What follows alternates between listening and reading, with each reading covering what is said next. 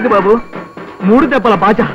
ఏంటండి ఇది? నా పెళ్లికి తోమాళం పెట్టించారు. నన్ను ఏం చేయమంటావు బాబు? నువ్వేమో గంటలో పెళ్లి అయిపోవాలన్నావు. పెళ్ళేమో మా ఇంట్లో రెడీగానే ఉంది కానీ మిగతా ఏర్పాట్లు పెళ్లిళ్ళ సీజన్ కదా, అందుకని సన్నాయి బ్యాండ్ మేళం దొరకలేదు. వీళ్ళు దొరికారు. దొరకపోతే దొరకపోయింది కానీ వాళ్ళు మాత్రం వాయించొద్దని చెప్పండి. అలాగే బాబు. ఇదిగో ముఖ్యంగా ఆ పురోహితుడిని మంగళసూత్రం త్వరగా రెడీ చేయండి. మనిషి సాయం లేదు, నేను ఒక్కడే అయిపోయాను, టైము లేదు, వస్తానండి. నీకు బుద్ధి లేదు, పెళ్లిలో ఎలా వాయించాలో తెలియదురా? ఎలా తెలుస్తుంది? ఎప్పుడైనా పెళ్లికి వాయిస్తేగా. బాగా చెప్పావు. మేం గాని మేళం వాయిస్తామంటే ఎంతో మంది సంతోషంగా చచ్చిపోతామంటారు. సరే సరే, కాస్త మంగళకరంగా వాయించడానికి ప్రయత్నం చేయండిరా. నిజంగా పార్వతికి పెళ్ళా? పొద్దున్నే కదా పెళ్లి యోగం లేదన్నారు. ఆ అబ్బాయి ఎవరో చేసుకుంటానన్నట, గంటలో పెళ్ళైపోవాలన్నాడు. మావయ్య సరేనని ఒప్పుకున్నారట. పెళ్లి కొడుకు ఎలా ఉంటాడు? ఇంకా చూడలా, వెళ్తున్నాను చూడ్డానికి. అడుగో అతనే పెళ్లి కొడుకు.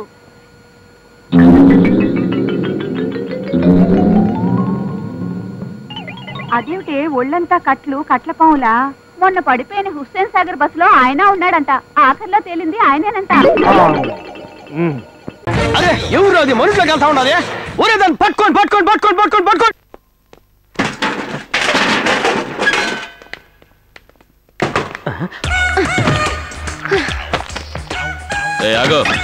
నీ పాటికి నువ్వు వచ్చావు, ఆడావు, పాడావు. ఏదో ఈ ఊరు దాన్ని మనం ఊరుకుంటే ఇంట్లోకి దొరుకుతావా? ఎవరు నువ్వు?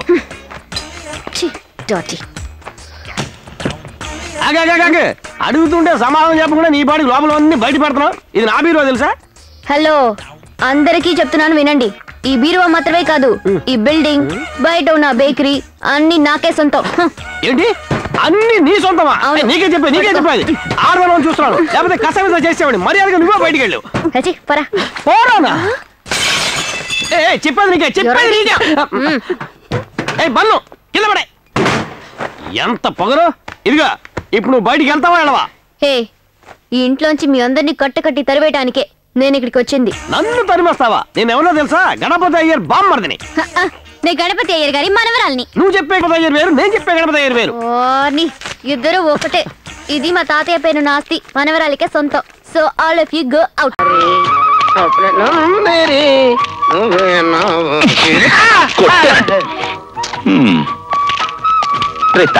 అయ్యా, ఇక్కడ పక్కనే బస్ స్టాండ్ ఉంది కదా? ఉందండి. అక్కడ చాలా మంది డ్రైవర్లు కండక్టర్లు ఉంటారుగా? క్లీనర్లు కూడా ఉంటారండి. వాళ్ళ దగ్గరికి వెళ్ళి ఈ పిల్లని ఎవరైనా ఎక్కడైనా చూసారా అని కనుక్కోరా. చాలే ఊరుకోండి. నేను ఈ ఫోటో పట్టుకుని వెళ్ళి ఏమండో ఈ పిల్ల ఎక్కడ చూసారా, ఈ పిల్ల ఎక్కడ చూసారంటే పిచ్చోడు అనుకుంటారు నన్ను. ఇప్పుడు కూడా అలాగే చచ్చావులేరా? రే, ఈ అమ్మాయి నా కోసమే పుట్టిందిరా. నాకు ఈ అమ్మాయి అడ్రస్ కావాలంతే. అంతేనంటారా? అంతే అంతే. ఓ 10,000 పట్టండి, రేపు ఈ పాటికి ఆ పిల్ల అడ్రస్ పెట్టుకొని చెప్తాను. ఇదిగో. ఏమండి, ఇప్పుడు నేను చెప్పిన విషయం వెంటనే పేపర్లో పడాలండి. మా పేపర్ పడిపోవాలా? ఏ నువ్వేమైనా కొత్త పేపర్ పెడుతున్నావా? ఈడెవడండి బాబు, హెయిర్ ఆయిల్ జుట్టు తినేస్తున్నాడు. అది కాదండి, ఇప్పుడు నేను చెప్పిన విషయం వెంటనే పేపర్లో పడాలి. ఈయన పడిందా? పడలేదు. ఈ వేళ పడదు, రేపటి పేపర్ లో పడుతుంది. ఏడ్చేలేరా? ఏమిటి? అబ్బాయి ఏం లేదండి, మీరు చెప్పిన విషయం బాగా వినపడి సంతోషంగా ఉంది. ఇంకా సంకోచం ఎందుకయ్యా? నాయను ఓ మాదిరి చెవిటోని చూశాను కానీ ఈ టైప్ చెవిటోని చూడలేదు. వస్తానండి, వస్తాను. లేదు. ఏంటి బాబు? కాసా పాడుట లేదు కాదు, కనబడుట లేదు. ఓహో, ఇదేమిట్రా కింద రాసు? ఏం లేదండి, ఆ అమ్మాయికి పిచ్చెక్కింది, కనబడటం లేదు. ఆ చూకు తెలిపిన వాళ్ళకి 10,000 రూపాయలు బహుమానం ఇస్తామని రాసింది. ఏంటి? నే చేసుకోబోయే అమ్మాయికి పిచ్చా? నీకెవరో పిచ్చి పిచ్చిగా ఉందా? అలా కాదండి, అలా ఇస్తే ఆ అమ్మాయిని చూసినోడు మనకు తీసుకొచ్చి అప్పు చెప్తాడు. కింద నా పేరే కాదండి, పిచ్చేసేట్టుగాడిది. అదేంటి నా పేరు ఉండాలిగా? మరి అదే, రేపు ఏదైనా తేడా పాడ వస్తే అనవసరంగా మనం ఇరుక్కుపోతాం. వాడి పేరేసామనుకో వాడు ఇరుక్కుపోతాడు, అడ్రస్ మనకు తెలిసిపోద్ది. పాపం వాడిని ఎందుకు ఇరికించడం? అబ్బాయి గారు, అనవసరంగా కొన్ని విషయాల్లో మీరు జోక్యం కలిగించుకోకండి. ఆ ఎదవికి నాకు వడ్డీ విషయంలో చాలా లావాదేవీలు ఉన్నాయి. వాడికి ఇస్తానుగా మడతలో కిడతా.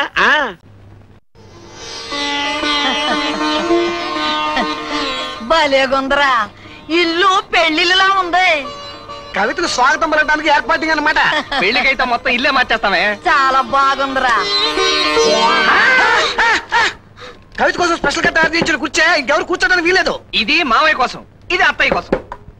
కవిత కాఫీ తాగడానికి స్టీల్ గ్లాస్, కవిత భోంచేయడానికి కొత్తగా కొన్న స్టెయిన్లెస్ స్టీల్ పళ్ళెం. బాగుందిరా. అవును, బాజా భజంత్రులు పెట్టపోయారా? ఇంకా బాగుండేది. వాళ్ళని కూడా ఏర్పాటు చేసేవాళ్ళని. ఎవరో చచ్చిపోయారంట, ఈ మేళగాడంతా అక్కడ పోయారు. పోనీ మైకా సెట్ పెట్టండి, 10 పాటలు వేసుకోవచ్చు. అసలు చచ్చిందే ఆ మైక్ సెట్టోడే. చాకోటి చచ్చాడు, అందుకే మైకులు లేవు, మేళాలు లేవు.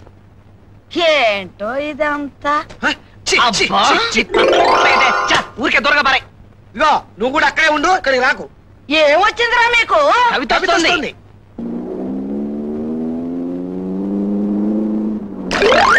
ఎంత పొగరు.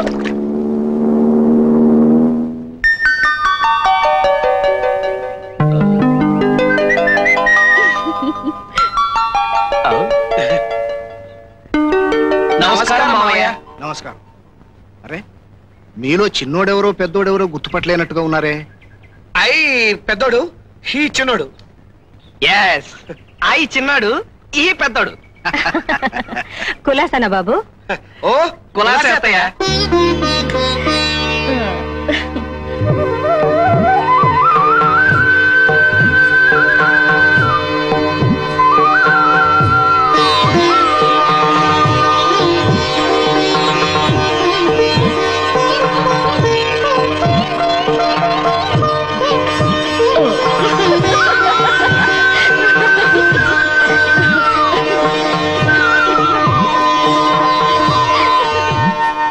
అరే ఇల్లంతా బాగా డెకరేట్ చేసినట్టున్నారే.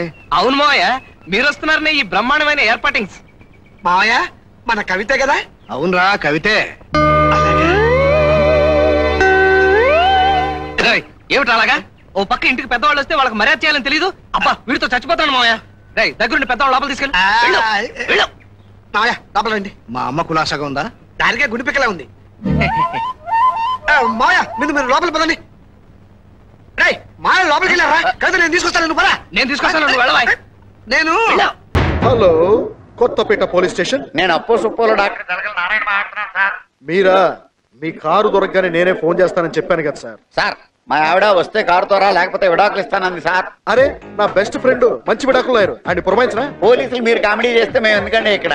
అంటే డాక్టర్లే కామెడీ చేయాలని రూల్ ఏమన్నా ఉందా? పోలీసుల్లో కూడా కామెడీ పోలీసులు ఉంటారు మిస్టర్. నేను విడాకులు ప్లాన్ చేస్తే మా ఆవిడ నన్ను మర్డర్ చేయడానికి ప్లాన్ చేస్తాండి. వీలైతే ప్రస్తుతానికి ఒక సెకండ్ హ్యాండ్ కార్ నైనా కొనండి, లేకపోతే ఒక సెకండ్ సెటప్ అయినా పెట్టుకోండి. చాలా గొప్ప సలహా ఇచ్చారులేండి, నమస్కారం. ఈ పోలీసులతో పెట్టుకుంటే పని చిరాకు పడకుండా ఈ సైట్ ఒకసారి చూడండి సార్.